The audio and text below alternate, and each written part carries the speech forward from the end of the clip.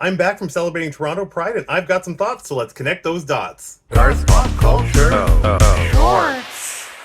I kicked off my Pride Month celebrations attending an amazing talk about gay sitcoms at the Toronto Reference Library with Matt Baume, author of the Lambda Award-winning amazing book, Hi Honey, I'm Homo. His videos are a huge inspiration to me, and I even teared up when I got to meet him. The talk was hosted by the fabulous Anthony Oliveira, author of Dayspring and curator of the Dumpster Raccoon events at Review Cinema. There was even a sitcom-themed sing-along before the talk started.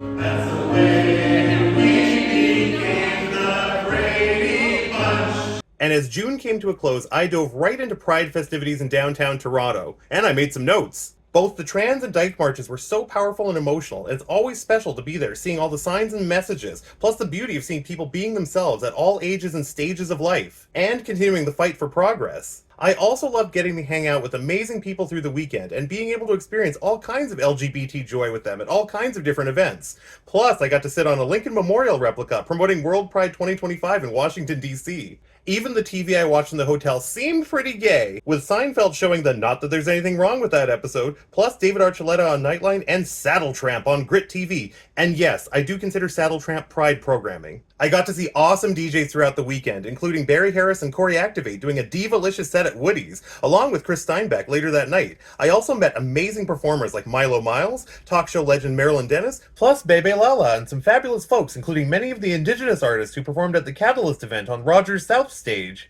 And shout out to Express Pizza, which I've known since my earliest days of gay clubbing in the early 2000s. They kept me full of delicious slices all weekend, and I always appreciate the display of retro gay magazines they have behind the counter. And on Sunday morning, I woke up to a beautiful article from Guru's magazine interviewing David Archuleta about being an LGBT ally and celebrating his late sister, Alexis Arquette.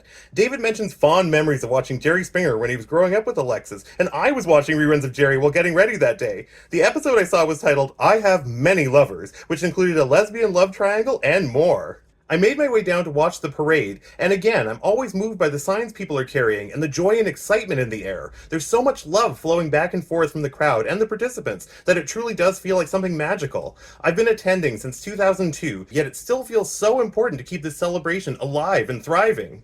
Inspired by the Guru's article, I threw on my David Arquette shirt and met some fabulous people who liked it.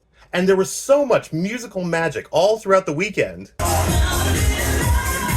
I will hold out my hand and lift you back up. The closing night concerts I got to see were epic, featuring incredible artists like Thelma Houston, Carole Pope, and the diva-tastic Naté, giving inspiring speeches. With all the negativity going on out there today, we gotta strengthen each other and remind each other that we are unbreakable as a family.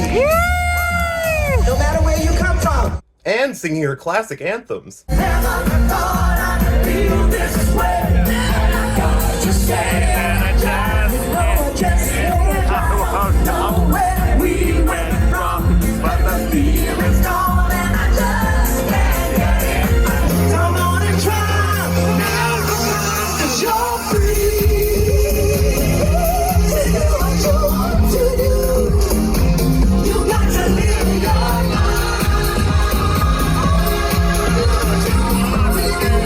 Celebrating Pride is still so important to remember our history, appreciate those who paved the way, and continue our progress forward.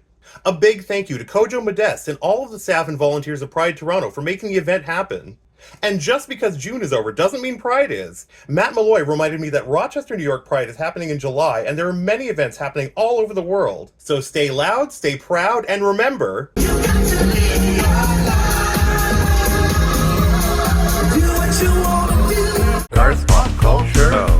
Shorts. Head on over to YouTube and check out full episodes of Garth's Pop Culture O.